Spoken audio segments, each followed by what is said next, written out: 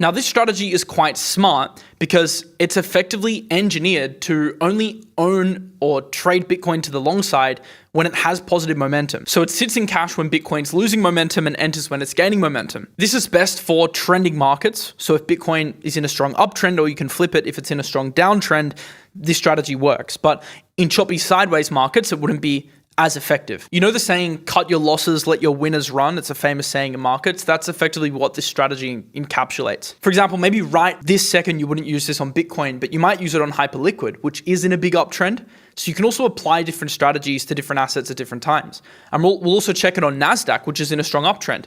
This might work very well for an asset like that. So you want to change your approach based on where an asset is in its cycle. So now we're going to take this new strategy, the EMA strategy. We're going to put it into TradingView. Now, this strategy performs much better.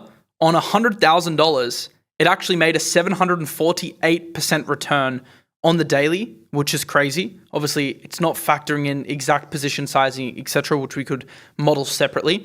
But just for example purposes, it's pretty insane. And that's obviously because it's an aggressive momentum trading indicator. And at the end of the day, Bitcoin's gone up for aggressive periods since 2020. But let's go to July 1st, 2023 and have a look at performance. And that's a P&L of 175,000, which corresponds to the dashboard that I showed you at the start of this video. So if you had this open since 2023, just to capture last cycle, so excluding the other cycle, which we showed before, it would have made 175,000. And pretty much every single time frame that you use, this has been a profitable strategy. So I explained what it did before, but let's actually hear it from Fable as well. Let's get it to analyze why this strategy is actually working. And before this video, this is the one that I identified out of pretty much all the major strategies that you've heard of that actually beat just buying and holding Bitcoin. Not only since 2020, since 2013, since 2023, etc. But let's actually ask AI as well. Let's say, could you please explain how the strategy works, why it's been so effective, and how you would tweak it to make it even better? And me saying even better probably isn't specific enough, because better could be multiple things in trading. Better could be better risk management, so drawdown protection. Better could be better execution, so jumping on a trend faster, but then you risk getting whipsawed, so you have to keep that in mind.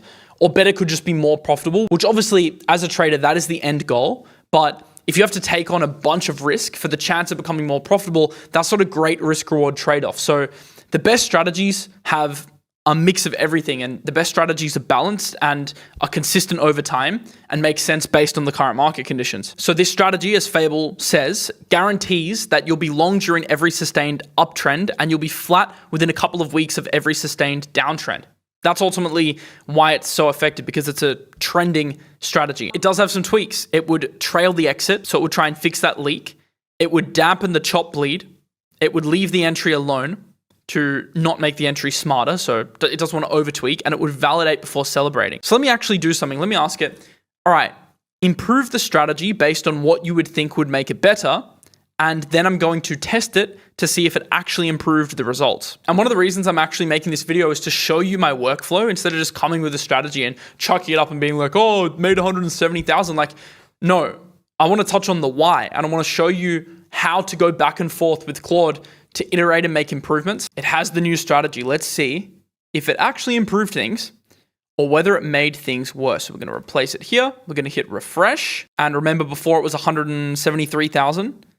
Now it's 80,000. So it actually technically became less profitable since 2023. So I asked it why, and it said all three of its improvements actually backfired. It was a genuinely useful result, but the conclusion is that the baseline deserves to win, not that the test was unfair. So it says that if you still want to hunt for genuine improvement, the honest directions are the ones that don't touch the signal. Volatility scaled position sizing. And this is another good lesson, because it shows that sometimes simplicity is the key and that you should optimize for different things like drawdown protection, etc.